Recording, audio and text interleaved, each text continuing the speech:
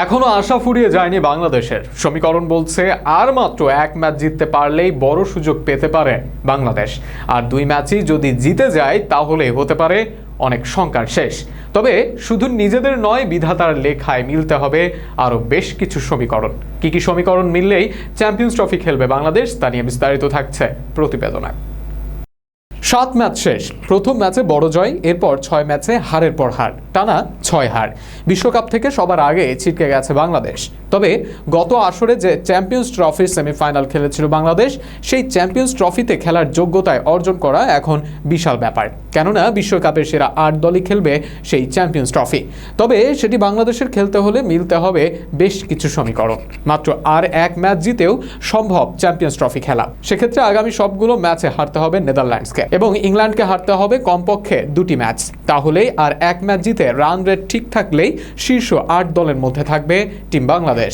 এছাড়া শ্রীলঙ্কা যদি তাদের বাকি সব ম্যাচগুলো হারে আর বাংলাদেশ যদি ভালো রান রেটে একটি ম্যাচ জিতে যায়, তাহলেও শীর্ষ 8 নম্বর থেকে চ্যাম্পিয়ন্স ট্রফি খেলতে পারবে। তবে এই সমীকরণ আরও সহজ হবে যদি বাংলাদেশ পরের 2টি ম্যাচই জিতে যায়। পরের 2টি ম্যাচই যদি ভালো রান রেটে জিততে পারে, তাহলে এক প্রকার বলাই চলে অন্যদের দিকে তাকাতে হবে না বাংলাদেশের।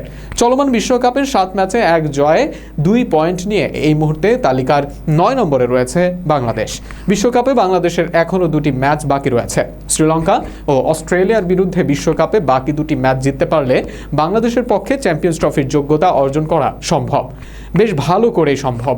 যদিও এই 2 ম্যাচ জেতার সাথে মিলতে হবে নানা সমীকরণ। অর্থাৎ চ্যাম্পিয়ন্স ট্রফিতে খেলার যোগ্যতা অর্জন করার জন্য আগামী 2 ম্যাচে জয়ের বিকল্প নেই টাইগারদের। একই সঙ্গে বাড়তি নজর দিতে হবে রান রেটেও। 2025 আইসিসি চ্যাম্পিয়ন্স ট্রফি অনুষ্ঠিত হবে পাকিস্তানের মাটিতে। তাতে বাংলাদেশ খেলতে পারবে কিনা সেটাও এখন চূড়ান্ত অনিশ্চিত।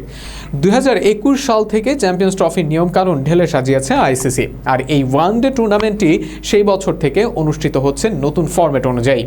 বিশ্বকাপের শুরুর আগে আইসিসি প্রতিটি অংশগ্রহণকারী দলকে জানিয়ে দিয়েছিল বিশ্বকাপের পয়েন্ট টেবিলের প্রথম 7টি দল এবং স্বাগতিক দেশ চ্যাম্পিয়ন্স ট্রফি খেলার যোগ্যতা অর্জন করবে।